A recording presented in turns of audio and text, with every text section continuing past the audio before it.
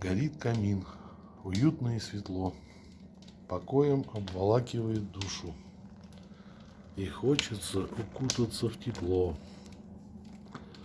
смотреть в огонь и треск поленьев слушать.